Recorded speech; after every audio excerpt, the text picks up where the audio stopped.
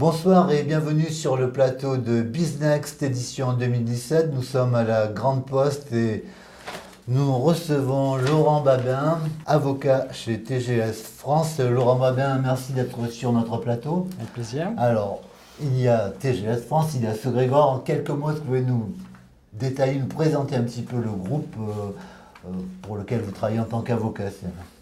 Tout à fait.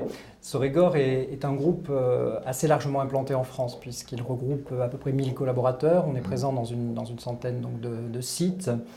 C'est un groupe d'expertise comptable qui va donc accompagner les entreprises dans leurs problématiques d'arrêter de leur compte et puis au quotidien avec un accompagnement, j'allais dire, très proche, très pointu sur un certain nombre de sujets. TGS France est en réalité l'enseigne du groupe Soregor. Ouais. Qui va se concentrer sur des offres dédiées aux PME, aux ETI et aux entreprises un petit peu plus importantes. Donc l'idée, c'est vraiment d'avoir une offre adaptée aux problématiques des PME, des startups, dans le cadre de l'offre TGS France. D'accord. Alors, est-ce que vous détaillez un petit peu effectivement le contenu de cette offre spécifique pour Bien sûr.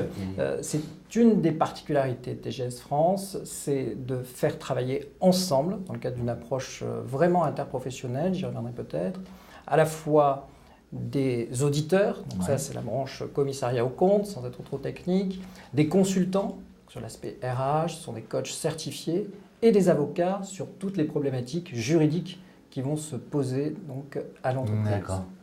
Est-ce que vous pouvez nous rappeler en quelques mots les chiffres clés, le nombre, l'effectif, le chiffre d'affaires? Alors TGS France, si vous l'avez en tête, et le groupe en fait. Alors TGS France, c'est à peu près une dizaine de millions d'euros de chiffre d'affaires aujourd'hui, une présence sur environ 15 sites importants, donc des métropoles importantes telles que Caen, Angers, Nantes, Bordeaux. Il y a, j'allais dire, une présence sur des villes de moyenne importance également, une implantation sur le Grand Ouest de la France qui tend bien sûr à s'élargir dans le temps pour accompagner nos clients dont les activités peuvent se répartir sur l'ensemble du territoire et bien sûr au-delà. Donc ça, c'est environ 120 experts, qu'ils soient donc, comme je l'ai dit tout à l'heure, coach, avocat, auditeurs, qui vont travailler sur les différents sites et au travers de Soregor, la capacité donc de pouvoir accompagner et recevoir nos clients sur une centaine de sites également. D'accord. Pour recentrer un petit peu, alors il y a plusieurs prix qui sont remis dans le cadre de business. Vous avez parrainé celui de l'innovation, si je ne me trompe pas. Alors, comment, vous qui êtes avocat, alors ça se passe comment avec les entreprises? Genre, il y a une image un peu d'Épinal de l'avocat qui est toujours dans le contentieux, dans la défense de ses clients, ce qui est bien naturel. Quelle forme ça prend quand on travaille avec des entreprises comme vous le faites? Et voilà, quel est un petit peu, de façon plus imagée, vos missions, comment elles se présentent? Alors effectivement, travailler avec des entreprises, c'est, j'allais dire, le métier de cabinet d'affaires, c'est une particularité en ce sens que nous accompagnons des clients dans le domaine des entreprises et nous le faisons depuis un certain nombre d'années. Ça demande une approche spécifique, une approche qui se doit, j'allais dire, d'être innovante et qui se doit d'anticiper.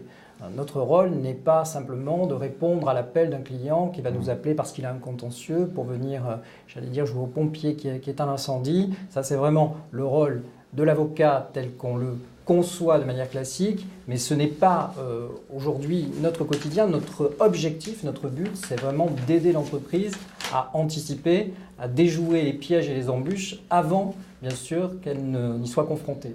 Donc vraiment une dimension d'anticipation qui est tout à fait importante. L'innovation, c'est une volonté pour nous d'accompagner des entreprises innovantes, des startups qui ont un rapport aux ressources humaines, aux droits, qui est parfois, j'allais dire, compliqué parce qu'il faut se lancer très vite dans de nouveaux projets.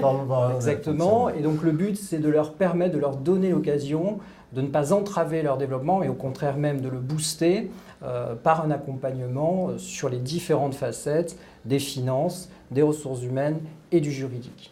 Et leur donner l'occasion finalement de bénéficier de compétences précises et pointues dont peuvent bénéficier des plus grandes entreprises lorsqu'elles ont atteint un certain degré de maturité.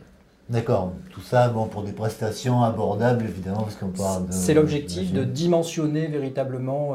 Là, il y a toujours un échange et une priorisation finalement des missions, voir en fonction du projet de l'entreprise où est-ce qu'il convient de mettre l'accent et l'effort pour sécuriser son projet et en accélérer le développement. On est à Bordeaux, donc si j'ai bien compris, TGS était déjà à Bordeaux, mais il vient d'avoir un petit virage, même un virage plutôt historique pour vous. Est-ce que vous nous précisez un petit peu l'évolution de votre présence ici? Oui, comme je l'indiquais, TGS est historiquement donc, très implanté sur l'ouest de la France et a souhaité... Votre siège est à Angers. Ouais, alors exactement, et le TGS a souhaité, j'allais dire, passer à la vitesse supérieure sur l'implantation bordelaise, puisque les équipes sont passées de 5-6 personnes donc à une douzaine de personnes aujourd'hui, en moins d'un an. Donc moi-même et mes associés, donc Stéphane Asensio et Guillaume Rivet, nous avons rejoint TGS en juillet pour valider et accélérer l'implantation sur Bordeaux auprès d'un tissu d'entreprises innovantes, de start-up que nous connaissons et qui ont vraiment besoin des compétences pluridisciplinaires et pointues que nous pouvons leur apporter. Laurent Babin, je vous remercie d'être venu sur le plateau de BizNext 2017. Je vous dis à bientôt, puisqu'on s'intéresse quand même aussi à l'information économique et juridique. Merci, à bientôt. Merci, au revoir.